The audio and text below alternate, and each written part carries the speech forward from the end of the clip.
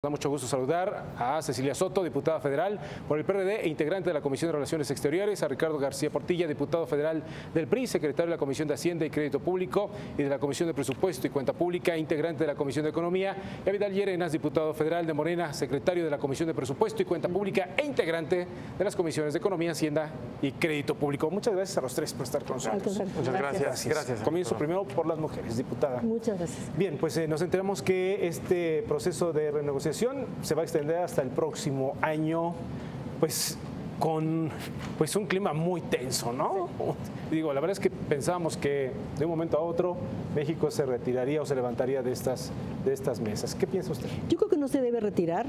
Primero, yo creo que en este caso Trump es completamente predecible, o sea, no es impredecible, mercurial.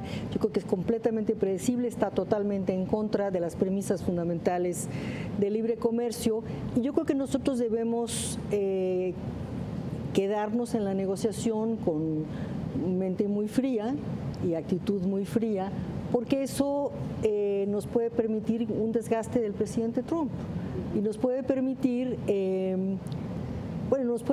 ciertas ventajas de las pocas que tenemos. Sí. Ellos tienen una economía de 18,000 millones, nosotros de uno, ellos tienen 1 trillón, nosotros tenemos 1. Las exportaciones son 30% de nuestro PIB, en el caso de ellos es 1.5% de nuestro PIB. Entonces tenemos mucho que perder, y no es cierto así tan claramente que si se acaba el tratado solamente vamos a tener los aranceles de 2.5 de la OMC y no hay problema. Eso no es verdad a la hora de ver con cuidado todos los renglones. Es decir, vamos a perder muchos empleos. Por ejemplo, en el caso de las camionetas es 25% de impuestos, o sea, no 2.5, no 25% de impuestos. En las autopartes hay autopartes que tienen 4% de impuestos, hay autopartes que tienen 9% de impuestos, en las exportaciones agrícolas también. Entonces, a mí me parece que tenemos que tener, primero, yo creo que no se va a firmar el tratado, sí, y tenemos que jugar con el calendario y el score. Con el calendario, rapidito, sí.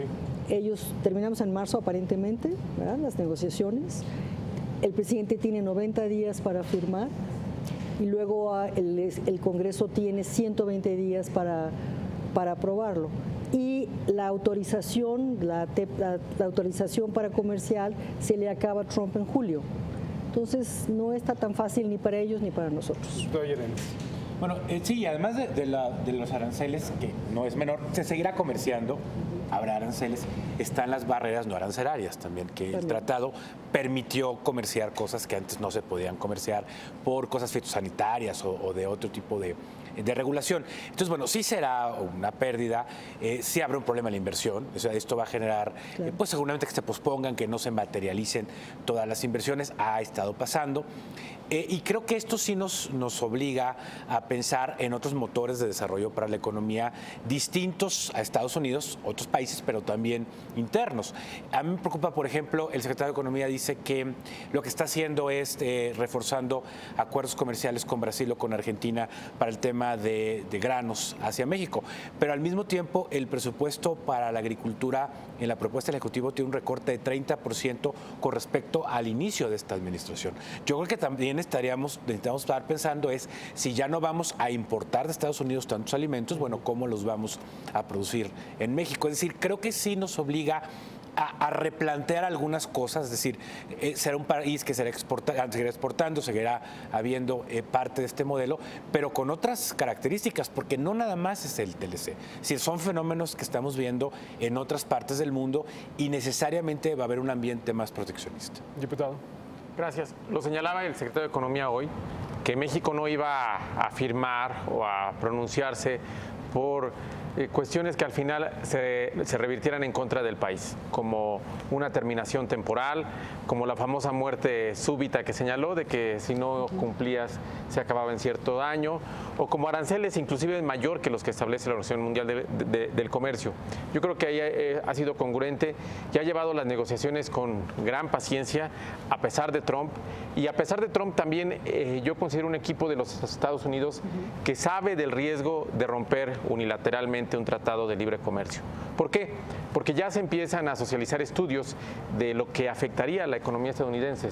Mayores aranceles, de entrada un 3.5% en el sector automotriz, mayores costos en términos de agricultura, menores productos, una serie de cuestiones económicas que el propio sector privado en Estados Unidos ha dicho que, bueno, ante esta postura empieza a prender los focos rojos y empieza a mostrar los estudios que ya tiene de cómo afectaría a la economía de los Estados Unidos. Entonces, es cierto, se sigue estirando la liga, se estiró de entrada, estaba en octubre la siguiente ronda, ya se pasó del 17 al 21 de noviembre.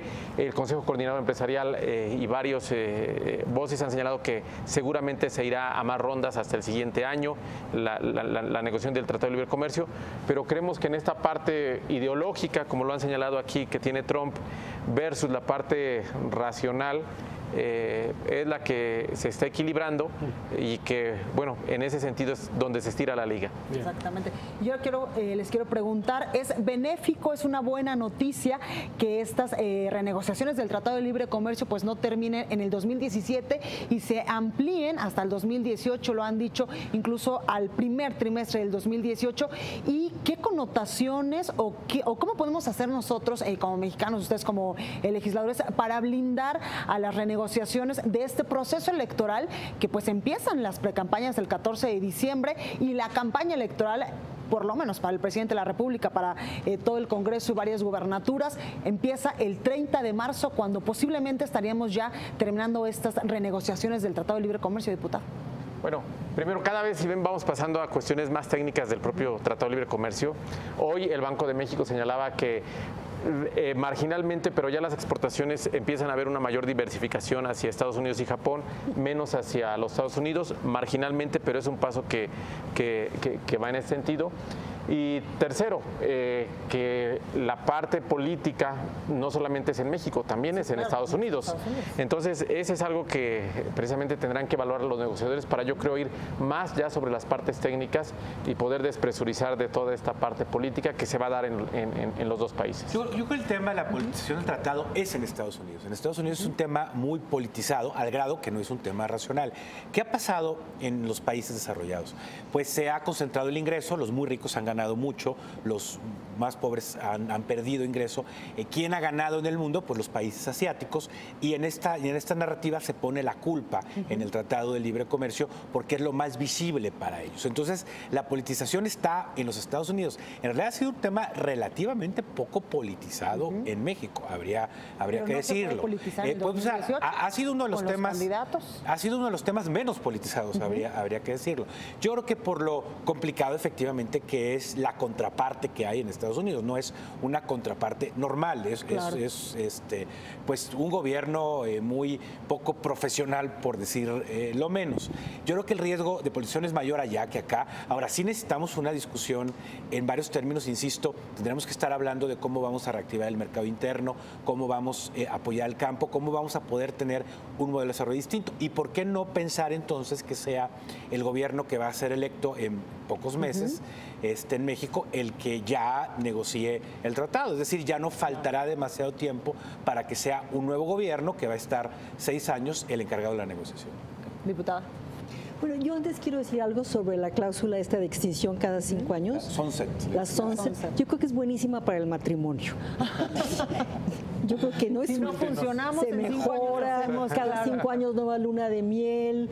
Bueno, ustedes podrían legislar en ese tema. Yo llevo 40, sí, 40 años. Pero cada 5 renovaba los votos. Pero no está nada mal, y además, además digo, si hay divorcio, pues ya no cuesta, porque simplemente sabes que este quinquenio ya no.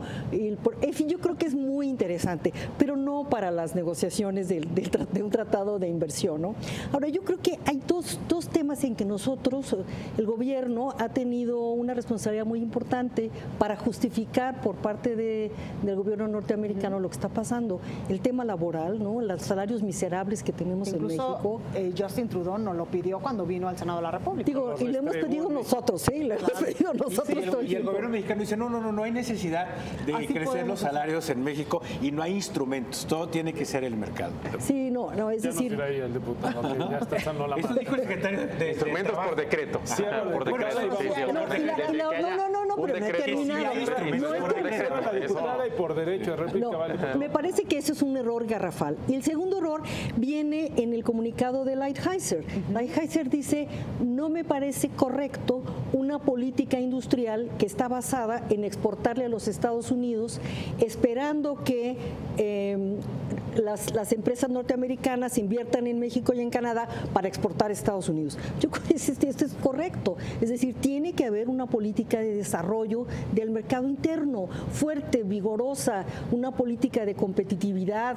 Y eso, no puedes tener competitividad si tienes a la gente, 7 millones de trabajadores ganando salario mínimo. Entonces, yo creo que es una oportunidad muy importante para repensar nuestro modelo de desarrollo, para tener una relación mucho mejor, primero con nuestros factores y también tener una relación mejor con los Estados Unidos. Insisto, yo creo que no nos debemos levantar, yo creo que el desgaste debe venir para allá, porque además, si lo más probable es que el tratado no se levante en los Estados Unidos, hay todo este debate de que constitucionalmente no lo puede terminar el presidente Trump, sino quizás lo tenga que terminar el Congreso. Diputado, bien los cuestionamientos. ¿Cuándo nos van a aumentar los salarios en México? Dice el gobierno que no, que ni tratemos. Gracias. Usted tiene la llave, cuéntenos. No, yo no tengo la llave. O información de primera mano. Pero sí vemos una recuperación del mercado interno. Es paulatina. Vemos 3 millones de empleos formales, que si los comparamos en estos 6 años, que si los comparamos, ha sido la mayor generación de empleos formales. La mayor formalización de empleos. Pero la masa salarial no tiene... La mayor formalización de empleos, no lo cual es creación de importante. empleos. Con creación de empleos. Dejémoslo terminar, así como ustedes completaron la idea. A ver, diputado. Gracias, muchas gracias. Y en esta parte es precisamente el fortalecimiento del mercado interno pasa por una serie de bases que tienes que cumplir antes de hacerlo por decreto. Si no cumples estas bases, que ¿cuáles son? Formalización, es cierto, de la masa laboral. Tasas de interés competitivas para que puedas acceder a vivienda, a bienes de consumo duradero, automóviles, refrigeradores, etcétera, que se ha visto un incremento como nunca en esos bienes duraderos. Y productividad.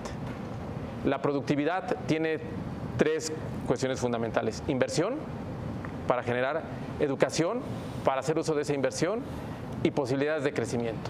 Y precisamente sobre esas 3 bases... Ha crecido la productividad y no han crecido los salarios. Le recomiendo un estudio sobre muy esas 3 interesante bases de Miguel Ángel Mancera sobre cómo ha crecido la productividad y no ha crecido el salario. La productividad en por términos cierto, internacionales... En el mundo eso ha sucedido. Termina y vamos con el diputado. La productividad Sí ha crecido. en términos mundiales ha crecido, pero también ha crecido en otros países. O sea, nosotros estamos creciendo en productividad, pero también están creciendo en otros países, que es necesario crecer a una mayor velocidad en términos de productividad, porque lo ves en términos relativos. Ese es el tema.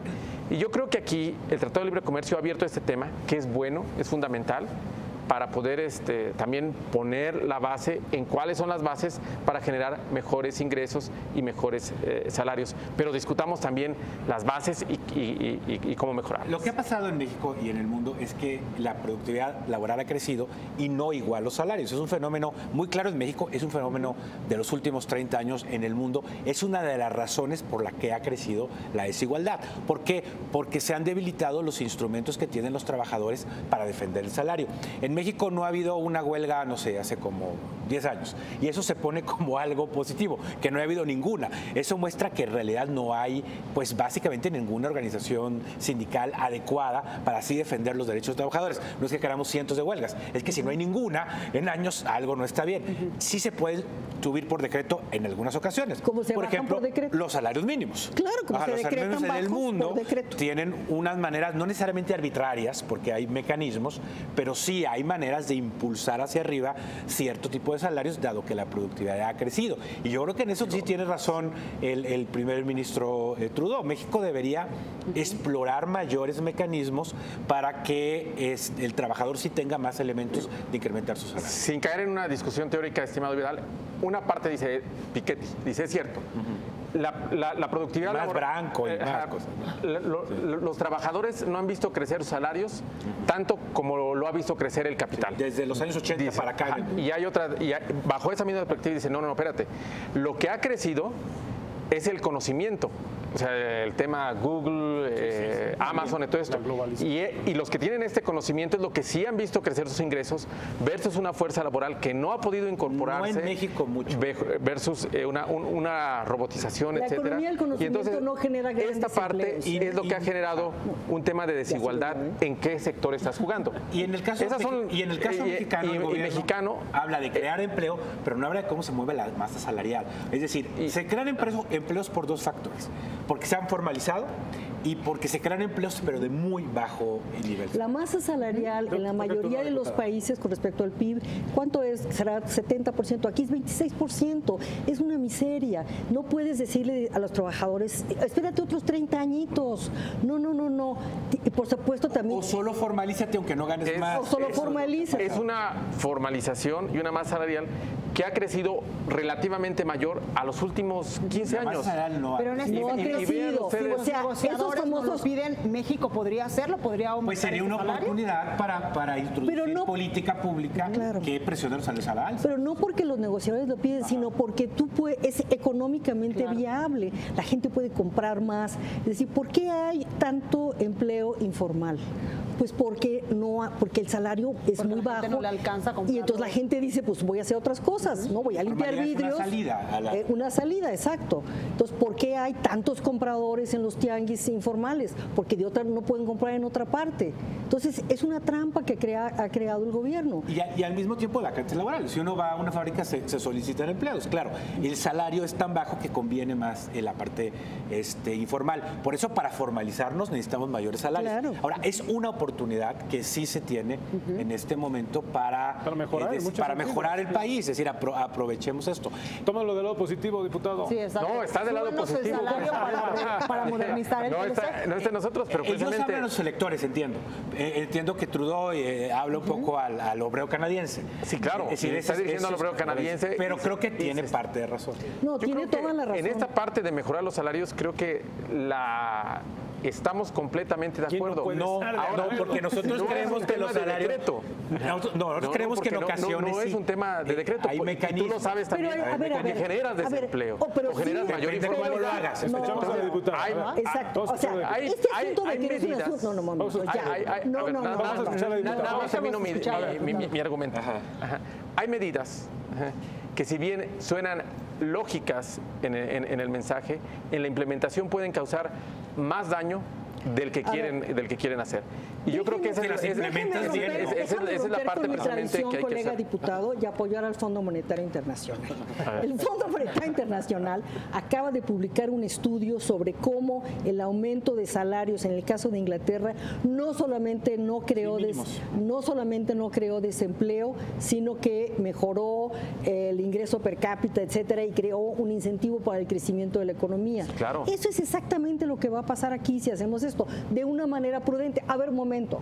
Cuando tú planteas no por decreto, pero sí por decreto decretan salarios muy bajos. Entonces, ¿cómo es posible que el salario mínimo esté por debajo de la línea de pobreza alimentaria?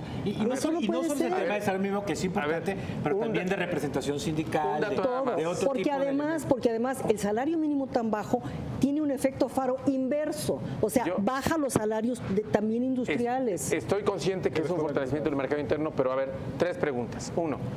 Por decreto ahorita se están vendiendo el doble de automóviles de los que se vendían hace 10 años con la misma tasa de financiamiento. Un 60% de los automóviles es financiado y el otro es... Bueno, en términos ambientales. Sí, bueno, pero es en términos de poder adquisitivo. Es en términos de poder adquisitivo y los mayores son 4 cilindros. Por decreto. Ahí va. Yo estoy preguntando. Tiene que ver con el crédito al consumo. El crédito al consumo. Bueno, pero el crédito a la inversión tienen mayor fortalecimiento. Ojo. Y el precio de los autos que bajan. Ojo, si ves el porcentaje financiado es prácticamente el mismo que hace 10 años. No sé. Es decir, véanlo. Porcentaje. Claro. A ver, por decreto. Para una clase, por decreto se una han clase formalizado, media, así, mira. se han creado. Bueno, sí, los formalizados sí han 3 sido millones de por empleos en el IMSS Se ha sido medio por decreto. versus, y digo, y aquí es versus 1.300.000 del presidente Calderón. Mira, a ver. y 340.400 del No presidente fueron creación, Fox. fueron formalizados. Tenemos que ir cerrando. Bueno, Está bien que es se hayan por decreto. formalizado No, demasiado. Lo que- Fue lo por que está decreto, mal es que se no. vendan como empleos nuevos. No fue por decreto. Son equilibrados. Estamos de acuerdo en que no son empleos Que nuevos, se la formalicen. mayoría. Fue por Que no se decreto. diga que son nuevos. Bien, tenemos ahora sí que cerrar. En Exactamente. segundos, su idea, diputado. En segundos. En términos formales es generación de nuevos empleos porque se está incrementando el número de empleos formalizados. Son empleos que van a tener seguridad laboral y que tienen seguridad médica. Segundo, el Tratado de Libre Comercio, que es el tema, aquí es muy importante señalar que México sigue con paciencia y buenos negociadores manteniendo la liga estirada para llegar primero al 17-21 de noviembre y después ver qué sigue de ahí hacia el futuro. Tercero, que es un tema, y coincido aquí, que está más politizado y por lo tanto con mayor carga ideológica en Estados Unidos que en México y que creemos que los estudios que están señalando llamen a la racionalidad, si es que existe en el presidente de los Estados Unidos, esta parte. Muchísimas gracias. Para cerrar. Diría, es una oportunidad de cambiar cosas en la política económica, de apostar al mercado interno, a la tecnología, a la política industrial. Es mejor dejar el tratado a tener un mal tratado e insisto, sería mejor que el próximo gobierno ya fuera el encargado de negociarlo. No, pero falta muchísimo.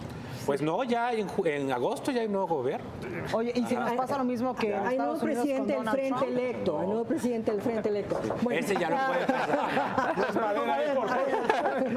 No, el asunto, a ver, tenemos aproximadamente entre 6 y 8 millones de empleos que dependen del Telecán. Sí, claro. ¿No? Y tenemos entonces, tenemos que cuidar esos empleos.